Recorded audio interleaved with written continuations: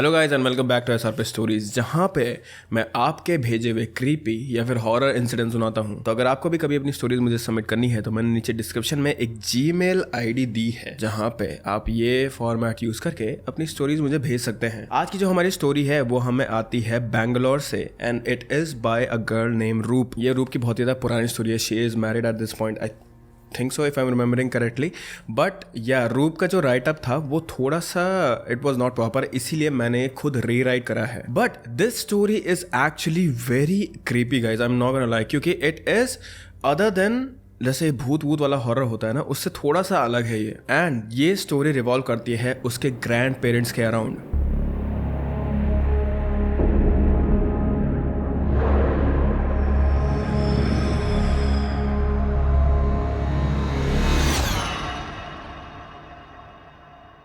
मैं, मेरे पेरेंट्स और मेरा छोटा भाई, हम लोग बैंगलोर के कोरमंगला सिटी में रहते हैं। अभी मेरे स्कूल की छुट्टी ही पड़ी थी, पर कोरमंगला की कोजी वाइफ को पीछे छोड़ के मैं हिमाचल प्रदेश जा रही थी अपने दादा दादी के पास न्यू ईयर सेलिब्रेट करने के लिए।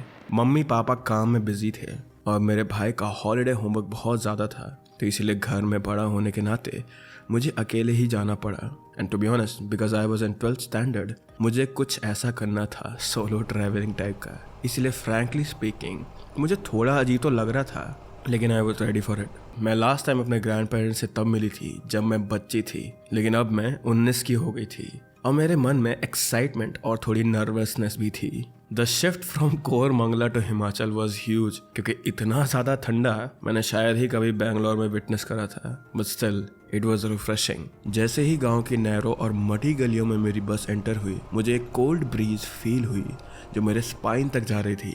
रात का टाइम था और हर जगह बस अंधेरा ही अंधेरा था। स्ट्रीट लाइट्स भी बेयरली चल रही थी और मेरी हार्ट बीट्स फास्ट हो रही थी। तभी बस ने एक हल्की सी ब्रेक मारी और कंडक्टर ने बोला, ये रहा हमारा स्टॉप, हिमाचल गाँव। मेरे सामने एक पुराना लकड़ी से बना हुआ घर था जो हवा के साथ हिलता सा लग रहा था मुझे। उस घर के अंदर घने शैडोज थी जो मुझे वेलकम कर रही थी। मैं अपने दादा दादी के घर में पहुंची और मैं थोड़ी हेजिटेंट थी, लेकिन दादा दादी का ख्याल आते ही मैंने दरवाजे पर नॉक किया। कुछ सेकंड बाद मेरे दादा ने दरवाज़ा खोला। उनकी आंखों में कुछ अजीब सी ही शाइन थी जो मुझे पहले कभी नहीं लगी थी किसी भी आदमी के थ्रू। दादी मेरे पीछे ही खड़ी थी, बिल्कुल खामोश, और उनके चेहरे पर एक अजीब सा ब्लैंक एक्सप्रेशन था। लेकिन मेरे दादाजी मुझे देखकर बहुत ज़्यादा खुश थे। They hugged me and I hugged him back. This was after years, let me remind you.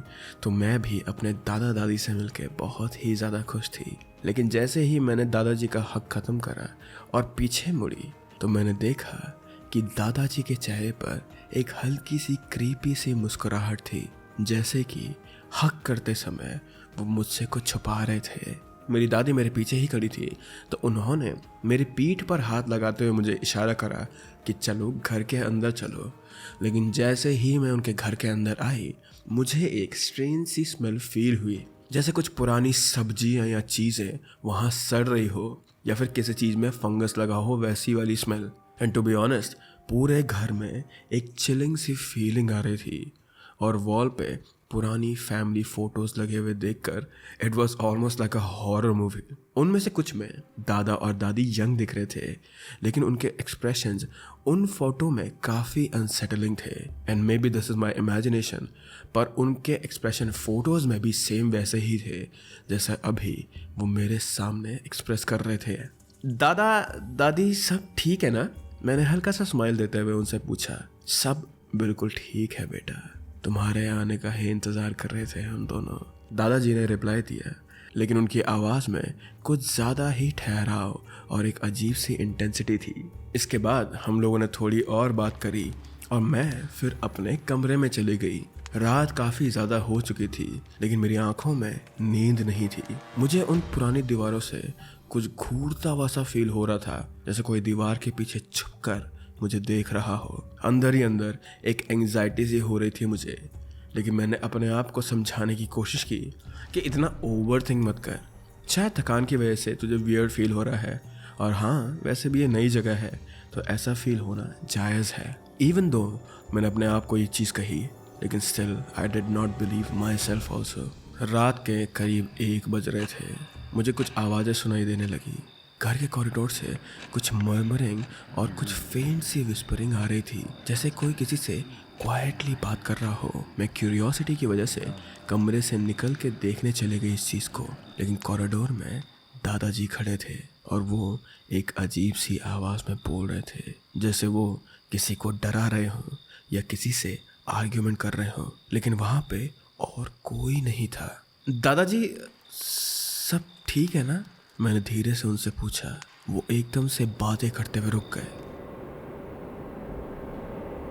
और मुड़कर वो मुझे घूरने लगे थे, अब वो भी बिना कुछ बोले। उनके चेहरे पर एक अनईजी सा एक्सप्रेशन था, सेम फोटोज जैसा। And again I could feel this thing कि वो मुझसे कुछ छुपा रहे हैं। कुछ सेकंड्स के बाद उन्होंने मुस्कुराते हुए मुझसे कहा, हाँ बेटा, तुम अपने कमरे में जाओ, यहाँ कुछ भी नहीं है, जाओ सो जाओ। आई स्माइल्ड बैक एट हिम, पर सच बोलूँ तो मुझे इतना अनईजी फील हो रहा था कि मैं चुपचाप वापस अपने कमरे में चली गई। और वापस अपने कमरे में लौटते ही मैंने अपने कमरे के दरवाजे की कुंडी लगा दी, जैसे कि वो मुझे बचा सकता था।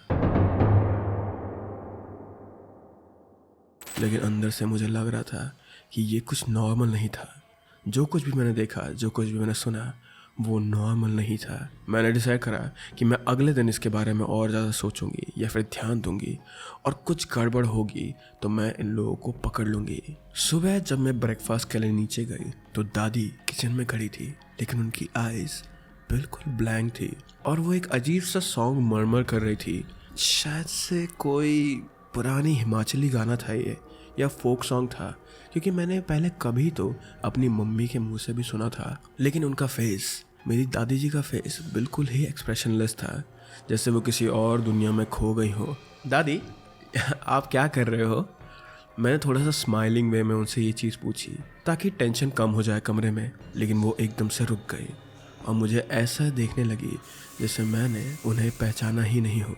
फिर उन्होंने स्लोली स्माइल किया, लेकिन उनकी स्माइल में एक अजीब सी छवि थी।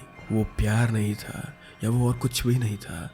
वो ऐसा था जैसे कि एक रोबोट प्रिटेंड कर रहा हो कि एक ह्यूमन स्माइल कैसे करता है। कुछ नहीं बेटा, हम तुम्हारा वेट कर रहे थे। And that's when it click to me, जो लास्ट नाइट की मरमरिंग की आवाज़ थी वो और किसी की नहीं बल्कि मेरी दादी जी की ही थी। In fact when I think about it, मेरे दादाजी अपना मुंह तो मूव कर रहे थे, that means he was pretending to talk, लेकिन उनकी आवाज़ मुझे कल रात सुनाई ही नहीं दी थी। And now I knew this thing कि मेरे दादा दादी के साथ कुछ तो अजीब सा हो रहा है।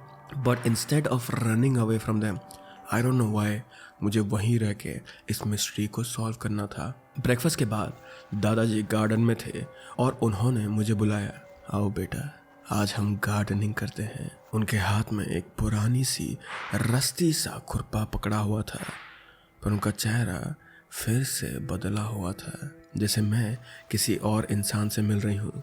मैं कॉशियसली गार्डन की तरफ बढ़ गई थी। जैसे ही मैं उनके पास पहुँची, मेरे दादाजी ने मुझे देखा। अचानक से वो बोलने लगे, तुम्हें पता है ना, यहाँ पे पेड़ और पत्थर सब कुछ याद रखते हैं, हर एक चीज़ वो याद रखते हैं। मैंने कहा, जी मैं समझ गई हूँ, but seriously even saying these 4 words scared the shit out of me. मुझे ऐसा लग रहा था कि मेरे दादाजी मेरे हर एक वर्ड को बहुत ज़्यादा कॉशियसली सुन रहे हैं, and he is judging me on every single thing that I do. मैं भी कैसा पागल सा हूँ, तुम्हें तो ये सब कुछ याद ही होगा, है ना अनु? तुमने तो यहाँ पे बचपन से खेला है, याद है ना ये पेड़ पे जो ये मार्क है, ये भी तो तुमने ही दिया था। उन्होंने मुझे घूर कर देखा और 1 सेकंड के लिए मुझे लगा कि वो मुझे कोई और समझ रहे हैं। मुझे समझ नहीं आ रहा था कि मैं अपने दादाजी से क्या बोलूं या फिर वो क्या बोल रहे हैं मुझे, लेकिन हिम्मत करके मैंने उन्हें क्लैरिफाई करा, दादाजी मैं अन्नू नहीं हूँ, मैं आपकी पोती हूँ, अन्नू की बेटी। क्या मेरे दादाजी ने अभी मुझे मेरे माँ के नाम से पुकारा? लेकिन ये चीज़ क्लियर करने के बाद भी वो मुझे ऐसे देख रहे थे जैसे मानो उन्हें मेरी बात समझ ही ना आई हो। फिर वो एक सेकंड के लिए चुप हो गए और उनका चेहरा एकदम से ब्लैंक हो गया था, जैसे मैंने कोई बटन ऑफ कर दिया होगा उनके शरीर में। और फिर वो धीरे से बोले, हाँ मुझे पता है। पर उनकी आवाज़ में वो वार्मथ नहीं थी जो पहले उन्होंने मुझे अन्नू बोलते हुए कही थी, या जो मुझे उस समय दिखी थी। मैंने वहाँ से हटना ही बेटर समझा और घर के अंदर चले गई। मैं किचन में दादी खड़ी थी और वो भी बिना कुछ कहे मुझे देख रही थी, बस घूरते जा रही थी मुझे। एंड सीरियसली अगर मैं अब तुम्हें सच में बताऊँ तो अब मुझे ऐसा लग रहा था कि सिर्फ मेरे दादा दादी ही नहीं बल्कि पूरी जगह, ये दादा दादी का घर, हर एक पत्ता बस मुझे ही घूरे जा रहा है। नाउ इससे पहले कि मैं तुम्हें ये बता सकूं कि एक्चुअली मैं वहाँ पे हो क्या रहा था, I need to tell you about one more incident that happen to me while I stayed there. मुझे यहाँ रहते हुए अब 3 दिन हो गए थे एंड हाँ, मैं कॉन्टिन्यूसली अपनी मम्मी से फ़ोन पे बातें कर रही थी, पर मेरी मम्मी को जैसे इन बातों से फ़र्क ही नहीं पड़ रहा था। She kept on telling me, अरे बेटा तुम ज़्यादा सोच रहे हो, गाँव में लोग ऐसे ही होते हैं, अपने पापा को ही देख लो। मेरी मॉम के लिए सब कुछ मजाक था and she must have thought कि मैं बच्ची हूँ इसीलिए मुझे कुछ समझ नहीं आ रहा है, लेकिन all of this was real to me. तो तीसरी रात में मैं अपनी मॉम से बात ही कर रही थी कि तभी मुझे दरवाजे पे एक नॉक सुनाई दी। मैंने फ़ोन कट करके दरवाज़ा खोला तो मेरी दादी वहाँ पे खड़ी थी and she kept on saying to me, तुम सोने क्यों नहीं जा रही हो? तुम्हारा कल स्कूल है ना, जाओ जाके सो जाओ, जल्दी जाओ। मैं उन्हें चुपचाप देखती रही एंड बिना कुछ कहे मैं अपने बेड की तरफ घुसी और मैंने चादर ओढ़ना शुरू करा। मेरी दादी ने मेरी चादर मेरे मुंह पे तक लगाई और फिर बाहर जाते हुए उन्होंने कमरे की लाइट बंद करी कि तभी उन्हें मेरा ब्लू सूटकेस दिखा था जो मैं अपने साथ कोरमंगला से यहाँ लाई थी।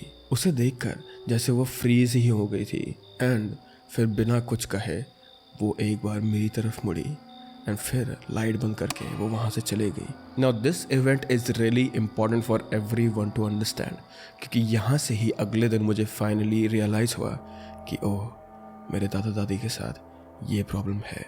रात को भी मुझे विस्परिंग सुनाई दे रही थी और वो विस्परिंग इस बारी दूर नहीं बल्कि मेरे कमरों के बाहर ही थी। लेकिन अब मैं समझ गई थी कि दादा दादी की शख्सियत का पैटर्न और वो कुछ शायद दोनों ही नॉर्मल नहीं थे। जब मैंने उन दोनों को ऑब्जर्व किया तो धीरे धीरे मुझे समझ आ गया था कि मेरे दादा दादी नहीं है और उनके लिए मैं उनकी पोती नहीं हूँ। They both suffered from multiple personality disorder, जिसमें हर एक दिन उनका एक नया रूप दिखता था मुझे। कभी मेरे दादाजी मुझे उनकी बेटी अनु समझते थे तो कभी मेरी दादी मुझे अपना दोस्त समझती थी, या फिर किसी दिन वो मुझे भी अनु समझती थी। उनका चेहरा और उनकी पर्सनालिटीज़ में हर रात तक कुछ न कुछ डिफरेंट होता था, जैसे कि वो दोनों किसी और ही दुनिया में हो, but they were still living here. ये चीज़ जब मैंने अपनी मॉम को बताई तो मेरी मॉम ने भी फाइनली हाँ कह दिया था कि yes they both did had symptoms before but they both did not harm anyone. ये सुन के मुझे थोड़ी सी तो राहत मिली, लेकिन मैंने अपनी मॉम से कहा कि मैं यहाँ अकेले नहीं रह सकती हूँ mummy. I know they are my grandparents and I love them, पर मुझे उनके साथ अब डर लग रहा है। ये सुनने के बाद मेरी मॉम ने और मेरे डैड ने डिस्कस करा एंड उसके अगले ही दिन वो लोग हिमाचल आ गए थे। After that everything was quite normal, well normal for our family, but फिर भी इट इज़ ट्रू मेरे दादा दादी ने मुझे हर्ट नहीं करा। आई गेस क्योंकि मैं छोटी थी तो उस समय मेरे लिए सब कुछ समझ पाना बहुत ही ज़्यादा मुश्किल था। लेकिन यह आज उसके 6 साल बाद अनफॉर्चुनेटली मेरे दादा दादी मेरे साथ नहीं है एंड क्योंकि न्यू ईयर पास ही आ रहा था तो आई थॉट कि मैं तुम सभी लोगों को ये कहानी बता दूँ अपनी। Just because we see some people with some disorder that does not mean that they are not living. Maybe they are not present there but they are still breathing, so treat them with respect. Well I hope कि तुम लोगों को ये video पसंद आई होगी and if you did like it then please like, subscribe and comment, you know all that YouTube jazz. But I will see you guys next week and I hope that you guys are happy. Bye bye.